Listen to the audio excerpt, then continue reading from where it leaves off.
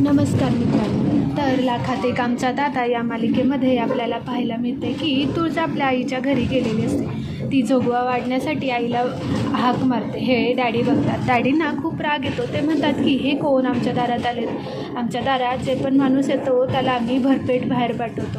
आमच्या घरातून आलेला माणूस कधीच रिकाम्या हाताने माघारी जात नाही असं म्हणून ते आपल्या गावकऱ्यांना सांगत असतात. समोर गावकरी असल्यामुळे डॅडी शांत बसतात. आपल्या बायकांना बोलून सांगतात की वाडा त्यांना जोगवा, चांगला किलोने जोगवा वाडा.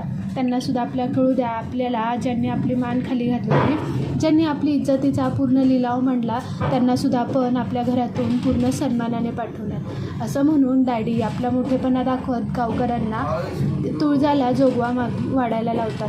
हे बघून गावकरी त्यांचे चांगलं करत असतात. हे बघून ते म्हणतात की डॅडींसारखा माणूस मोठ्या मनाचा आहे म्हणून आम्ही तुम्हाला विचारल्याशिवाय काहीही करत नाही. आमचा ट्रस्ट तुमच्यामुळेच चालतो.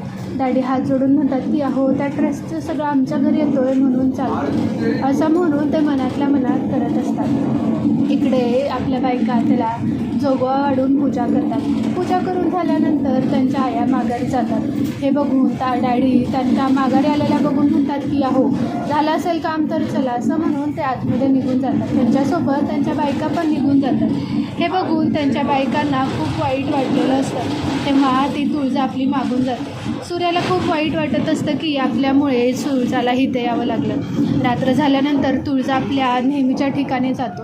तो आपल्या आईला आठवण करून तिला सगळा दोष देत असतो. तिला म्हणतो की हे सगळं तुझ्यामुळे होतं. ही आज सगळ्यांसमोर अशी करते, पण एका वर्षाने ही निघून जाणार. तेव्हा सगळे लोक मला प्रश्न विचारणार, माझ्या बहिणींना नावं ठेवणार. त्याचंसुद्धा हे सगळं तुझ्यामुळे होतं. त्या पोरीलासुद्धा बापाच्या दारात जाऊन नाही ते ऐकावं लागलं. हे सगळं तुझ्यामुळं का केलंस तू असं म्हणून तो त्याच्या आईला जाब विचारत असतो. सकाळ झाल्यानंतर सगळीकडे आपली सूर्या पालखी उचलण्याची तयारी चालू असते.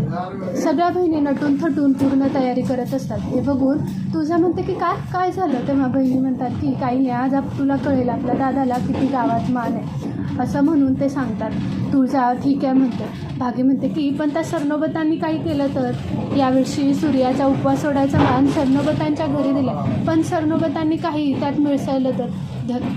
त्यावर राजू म्हणते की तू असं काय करतेस, चांगला विचार कर ना. अख्ख्या गावापुढं काय करायची सरनोबतांची हिंमत होणार आहे का. तुझा हसते आणि तिथून निघून जाते. इकडे सरनोबतांना खूप राग आलेला असतो. सत्यजित म्हणतो की काय हो, इथे जिनं आपल्या नाकात सगळं हे केलं, नाक कापलं, तिच्याच घरी आपण तिच्या नवऱ्याला हे द्यायचं का. हे बघून ते म्हणतात की नाही असं होणार नाही.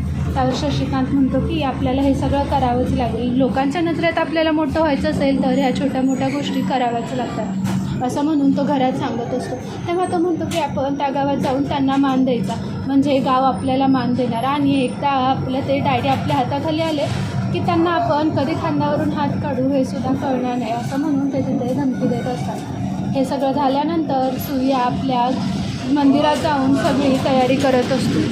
तिकडे डॅडी गावातली माणसं सगळी मंदिराच्या बाहेर पोहोचलेले असतात. डॅडी येऊन सगळ्यांसमोर हात जोडून म्हणतात की यावर्षी आम्ही 2 लाख दक्षिणा जास्त देणार आहे. सगळं आपलं जंगी झालं पाहिजे. सरनोबत आपल्याला शिरा आणणार आहेत. सगळे मंडळी म्हणतात की एवढं तुमचं डॅडी मोठं मन आहे. तेवढ्यात सरनोबत शिरा घेऊन उपवासाचा पोचतात. तेव्हा डॅडी म्हणतात की अहो, आमच्या मनापेक्षा काय करता, आमची जेवढी बदनामी झाली पण त्यांनी आमच्या हातून दक्षिणाच देतो. या सरनोबतांचं आमच्यापेक्षा मोठं मन आहे. त्यांनी उपवास सोडायला शिरा आणलं. यांच्यापेक्षा मोठं मत कुणाचंच नाही. शशिकांत हात जोडतो आणि सूर्याला पूर्ण शिरा देण्यासाठी निघून जातात. तेव्हा डॅडी शत्रूला म्हणतात की त्या शत्रू काहीतरी करा, लवकरच त्या शिऱ्यात गुंगीचं औषध मिळवा, म्हणजे त्याचं काम तिथेच होईल आणि काट्याने आपल्याला काढता काढता येईल असं म्हणून तो शत्रूला सांगत असतो. शत्रू म्हणतो की डॅडी आपलं काम झालंच म्हणून संपलं असं म्हणून तो आपल्या डॅडीनं सांगून तिकडे बाहेर जातो.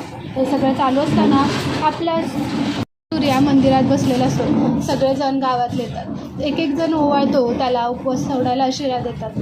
सूर्या शिरा खायला बसतो. सगळेजण त्याच्याकडे बघतात. गावकरी म्हणतात की त्याला उपवास सोडू द्या म्हणून सगळेजण बाहेर जातात. बाहेर गेल्यानंतर सूर्य आपला शिरा खात असतो. डॅडी बाहेर येऊन शत्रूला म्हणतात की लक्ष ठेवा त्याच्यावर, त्या ध्यानाला बसलाय, तिथून बाहेर आलाच नाही पाहिजे असं म्हटल्यानंतर शत्रू हो म्हणतो.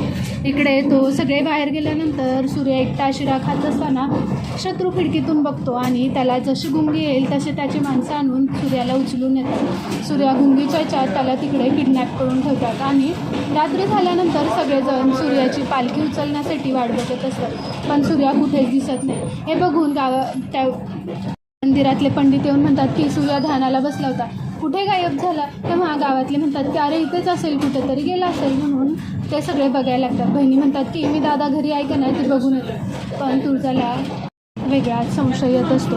तेव्हा डॅडी म्हणतात की हे कुठली पद्धत आहे, आपण देवाचा माणूस आहे म्हणून त्याला पालखीचा मान दिला आणि पालखीचा मान दिलेलाच माणूस कसा गायब होऊ शकतो, असं म्हणून डॅडी आणि शत्रू तिथे सांगत असते. तुळजा रागाने आपल्या डॅडींकडे बघत असते. तिला संशय येतो की सूर्या गायब होण्यामागे यांचाच हात, म्हणून ती सूर्याला शोधायला निघून जाते. इकडे सूर्या बेशुद्ध अवस्थेत पडलेला असतो. तुळजा सगळीकडे शोधायला लागते आणि इथेच लाखात एक आमचा दादाचा भाग संपतो. तुम्हाला हा व्हिडिओ आवडला असेल तर आपल्या चॅनलला लाईक करा, शेअर करा आणि सबस्क्राईब करायला विसरू नका. आवाजाचा थोडा प्रॉब्लेम आहे, तुम्ही समजून घ्या प्लीज. थँक्यू.